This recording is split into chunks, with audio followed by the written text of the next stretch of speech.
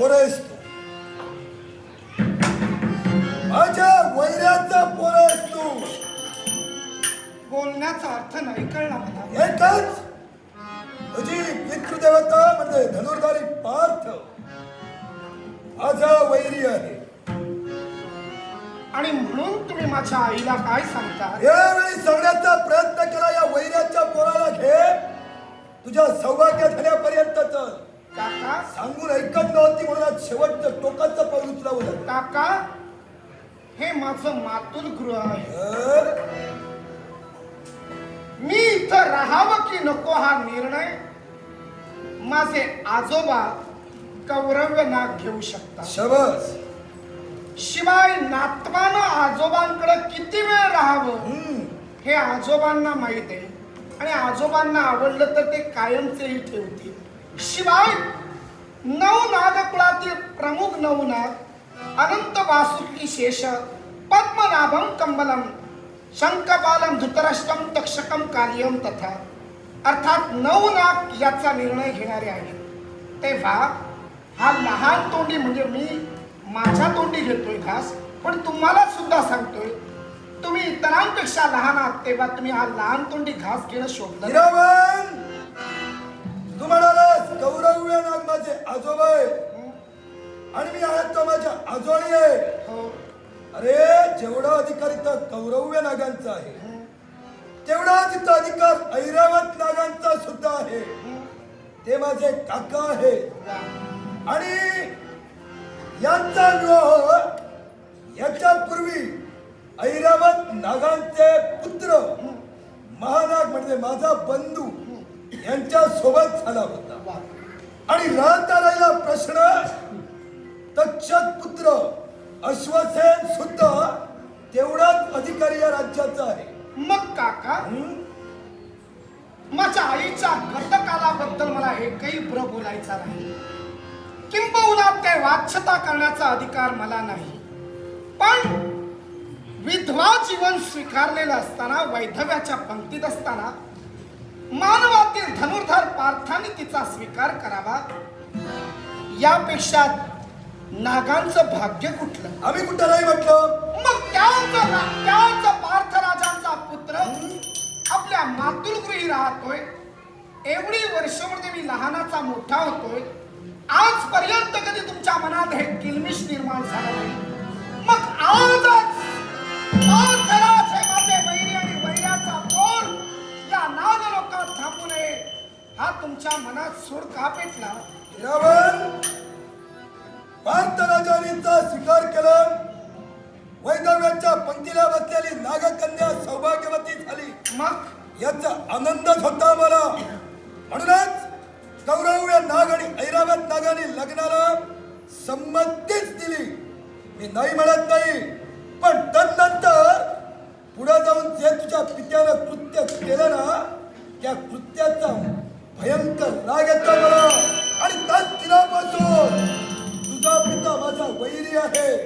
आणि राहता राहिला प्रश्न, ही वार्ता तुला आज कळली, गेली बरीच वर्ष हिला मी सांगत आहे. हिला कधी तुझ्या कानावर ही वार्ता घातली नाही. कदाचित मी लहान होतो म्हणून मला सांगितलं नसेल, पण आज माझं योग्य वय आहे आणि मी निर्णय सुद्धा धाडसी घेऊ शकतो. शबास. म्हणून आज माझ्या डोळ्यात एकदा हा विषय उद्भवला, ते फार बरं झालं. सांगा, काय असा अपराध माझ्या पितृदेवतेने आपला केला? एकच, ज्यावेळी खंडवन दान केलं वा, त्याच खंडवनात मी आणि माझी माता वास्तव्य करत होतो. ज्यावेळी खंडवनाच्या चौबाजूला अग्नी प्रज्वलित झाला, त्याच वेळी माझी माता मला वाचवण्यासाठी त्याच अग्नीतून उड्डाण करून बाहेर येत होती. त्याच वेळी त्या पार्थानं केलं ते काय? तिच्यावर अचूक सरसंधान करून माझ्या माताचा शेवट केला. अश्वसेन, काका, तुमच्या आईचा शेवट पार्थराजांनी केला.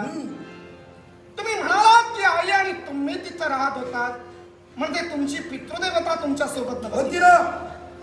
मी, माझी माता, माझे 99 भ्राता आणि माझी पितृदेवता सुद्धा होती. पण सुदैव माझ्या 99 भ्रात्यांचं आणि माझ्या पित्याचं काहीसा विरंगुळा करण्यासाठी खांडवन सोडून ते बाहेर गेले आणि तेव्हाच हा प्रमाद घडला. तुम्हाला मरायला ठेवलं तिथं. इरावण, अरे अग्नी प्रज्वलित होणार हे जर का त्यांना ज्ञात होत तर असा कोणता पिता आहे मग जो आपल्या मुलाला आणि पत्नीला मरायला ठेवून 99 जणांना घेऊन बाहेर पडणार. काका, प्रश्न माझा रास्त होता, उत्तरही रास्त दिलं. पण सांगावं, माझ्या आईनं इत्तंभूत वार्ता तिथली मला कथन केली. इंद्रदेव हे आपल्या तक्षक पितृदेवतेंचे कोण मित्र. तुमच्या आईला वाचविण्याचा आणि तुम्हाला वाचविण्याचा खांडवनाच्या वेळी प्रयत्न कुणी केला? इंद्रदेवानी केला.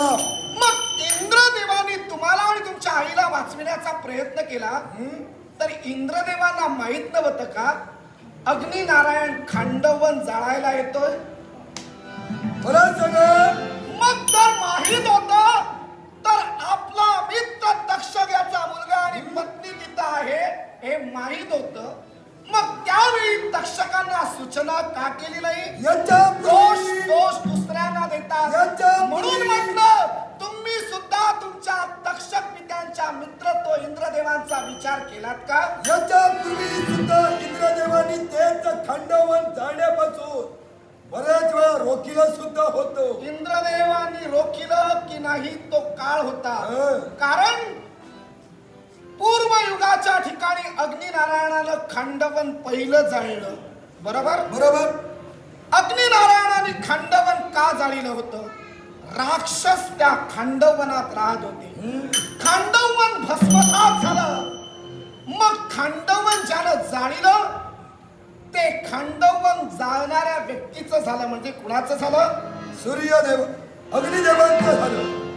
मग अग्निनारायणांचं जर खांडवन झालं तर आपण एका वेगळ्या शब्दात बोलूया, त्यांची वहिवाट झाली. मग त्या वहिवाटेत तुमचे पिता आणि तुम्ही का राहायला गेला? यालाही कारण होतं. फक्त तिथं आम्हीच नव्हतो, तर ते खांडवन जळाल्यानंतर तिथं वास्तव्य करणारे राक्षस संपले.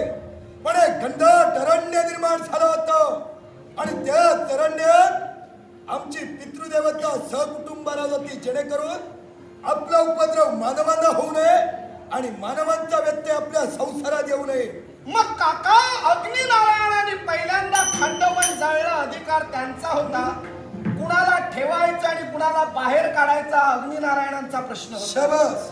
पण दुसऱ्यांदा त्यांनी जाळलं हे मुद्दाम नव्हे, त्याला कारण भाव आहे. विश्वात राजा श्वेतकी, या श्वेतकींना यज्ञ याग करण्याची आवड होती. अनेक वर्ष याग करायचे, पण त्याचा धूर ब्राह्मणांच्या डोळ्यांना सहन होत नव्हता. सर्व ब्राह्मण सोडून गेले. ब्राह्मणांनी यापुढं यज्ञाला येणार नाही हा शब्द दिला. पण शिवशंकरांना प्रार्थना करून दुर्वास महंतांना यज्ञासाठी बोलविलं गेलं. सतत 12 वर्ष यज्ञ चालला. या 12 वर्ष यज्ञात तुपाच्या संततधार आत ओतल्या गेल्या. आगच्या ओतल्या गेला, तूप ओतलं गेलं. ते खाऊन ते 12 वर्ष खाऊन भक्षण करून अग्निदेव सुस्तावले. अग्निदेवांना सुस्ती चढली. अग्निदेव पांढरे फटफटीत झाले. म्हणून ब्रह्मदेवांना त्यांनी जाऊन विचारलं की ब्रह्मदेव, मला रोग झालाय, तेव्हा मला पुष्टी यायला हवी, मला निद्रा येते, तेव्हा मी काय करू? तेव्हा ब्रह्मदेवाने सांगितलं, जा खांडवन भक्षण कर. त्या खांडवनात काही जीव आहेत, काही प्राणी आहेत, काही पशु पक्षी आहेत. अर्थात त्यांना भक्षस्थानी पाड, कारण यापूर्वी त्यांना शाप आहे. अग्निदेवांना सर्व भक्ष्य घोषित. नाहीतर तुम्ही म्हणाल देवते, मग ते कसे काय प्राण्यांना आणि भक्षण करतायत, कसे काय मांस भक्षण करतायत? त्यासाठी अगोदरच सूचना की ते सर्व भक्षक ठरल्यामुळं अग्निनारायणांनी गोपाल कृष्ण आणि माझ्या पितृदेवतेकडे याचना केली की आम्हाला खांडवन भक्षण करायचं आहे. तेव्हा एकही कुणी प्राणी खांडवनातून सुटकेनं बाहेर येता कामा नये. म्हणूनच पार्थ राजांनी आणि गोपाल कृष्णाने आपल्या हाती शस्त्र घेतलं आणि जो जो जीविताच्या आशेनं पळायचा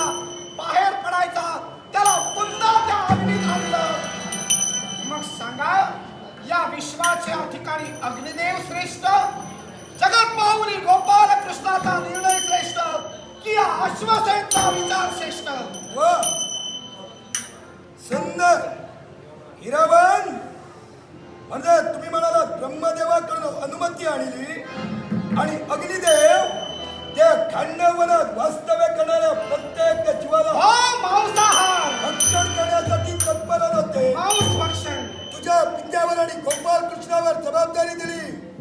जो जो या अग्नीतून बाहेर जाण्याचा प्रयत्न करेल त्याचा शेवट करा आणि माझ्या भक्षास्थानी पाडा. मग मला सांगा हो, याच अग्नीतून चार शार्क पक्षी वाचले. ते कसे काय वाचले? ते त्यांचं सुदैव आणि तुमचं दुर्दैव. हो कारण जे शारंग पक्षी चार वाचले त्याच्या मुळाशी कारण आहे. मंदपाल नावाचे एक वेद महर्षी, ज्या वेद महर्षींनी भक्ती केली पण संतती सुख नाही म्हणून त्यांची भक्ती फोल ठरली. तेव्हा देव आज्ञेनं जेव्हा संततीसाठी शारंग पक्षाचं त्यांनी रूप घेतलं आणि एक शारंग पक्षातील मादी सरिता हिच्यापर्यंत गेले आणि तिचा भोग घेतला. त्या भोगापासून 4 शारंग पक्षी जन्माला आले. पण जेव्हा खांडव जाण्याची प्रक्रिया सुरू झाली तेव्हा त्यांना जाणवलं की माझे 4 पुत्र त्यात जळून मरणार. तेव्हा त्यांनी अग्निनारायणाची भक्ती केली. अग्निनारायणाला प्रसन्न केला आणि घेतला आणि अग्निनारायणाने 4 पक्षांच्या जीविताचं जिवंत आणले. ही ग्वाही दिली. भक्तीमुळे ते वाचले, त्यांना सूचना झाली म्हणून ते वाचले. पण जे रक्षण करत होते ते इंद्रदेव, वास्तविक खांडवन पण पेटू नये म्हणून प्रयत्न करणारे, जलवर्षाव करणारे इंद्रदेव तुमच्या पिताजीचे मित्र असून सुद्धा तुम्हाला सूचना करू शकले नाही. हे तुमचं दुर्दैव आहे. म्हणजे त्यांनी भक्ती केली म्हणून त्यांना जिवंत सोडलं. मग मला सांगा, तुमची पितृदेवता यांचं नातं आमच्याशी होतं. मग ज्यावेळी इंद्रदेवाने मला वाचविलं आणि तिथून घेऊन निघाले तेव्हा त्या अग्निनारायणानं गोपाल कृष्णानं ज्यावेळी मला शाप दिला तू निसंतान होशील, तेव्हा का तुमच्या पित्याला त्यांची मनधरणी केली नाही? हे काका, कारण किती झालं तरी अग्निदेवांचा त्यावेळी तुम्ही भक्ष होता. दुसऱ्याच्या तोंडातील घास काढू नये. आणि तो अग्निनारायणाचा घास तुम्ही असताना तुम्ही घास निसटून गेलात आणि म्हणून तुम्हाला शाप दिला की तुम्ही निष्क्रिय व्हाल. मग तो शाप देणारा मी तर म्हणतोय त्यांच्या मताने योग्य आहे. अरे वास्तविक ज्या कन्याशी आपण नातं जोडलं त्याच कुलाचा उद्धार व्हावा, अभ्युदय व्हावं असं तुझ्या पित्याला वास्तविक वाटायला हवं होतं. पण त्यावेळी तुझा पिता फक्त स्वार्थानं सारं काही करत होता. अश्वसेन काका, वास्तविक या गोष्टी कुलउद्धाराच्या सांगूच नका. या माझ्या आईच्या पहिल्या जोडीदाराचा शेवटच्या करुणानं केला. त्या करुणाच्या बाबतीत तुम्ही काही करू शकला नाही. अर्थात तुम्ही निष्क्रिय आहात आणि निष्क्रियच राहणार. अरे स्वतःच्या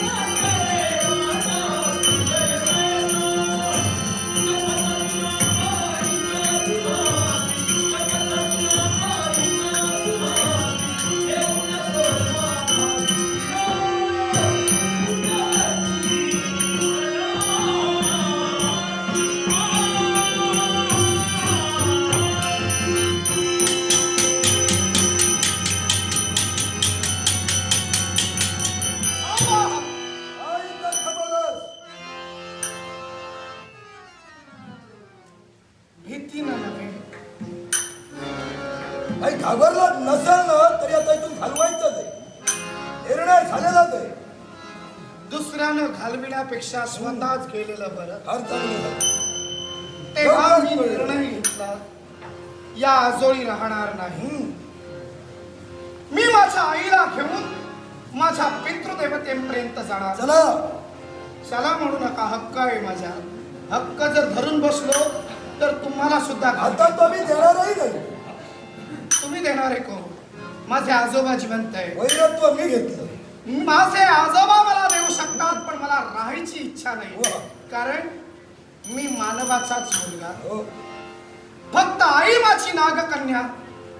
इथं सगळ्या सर्पांबरोबर लहानाचा मोठा झालो, खेळलो, बागडलो. पण जास्त विष तुमच्या विषग्रंथीत होतं हे कळलं नाही मला. आज कळलं. नागाचा विषय दंश केल्याशिवाय कळत नाही. काका मारून टाका. आपलाच असतं मारून तुला. युद्ध योग्य वेळी थांबवला सोडून झालं. भीतीनं नव्हे. घालत होते तेव्हा ऐकलं असतं ही वेळ आली नसती. निघालो. कडून बोलून घेण्याची वेळ गरज नाही मला या मातृगृही थांबण्याची. मी आईला घेऊन निघालो.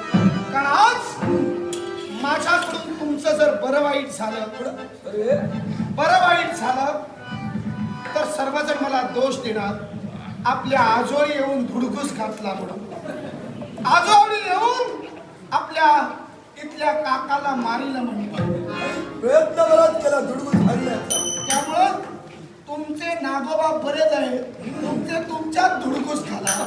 आम्ही काय तर आमच्या बघू. पांडवातील पार्थराजांच्या मुलांचा धुडगूस नको. तुम्ही सुखाने राहा. मी आईला घेऊन जाईल. सुधीर नाट्यस्को आमचे परममित्र दाजी कुडव यांनी माझ्या कलेचं कौतुक करण्यासाठी हे पारितोषिक दिलंय. दाजी कुडव यांचे आभार मानून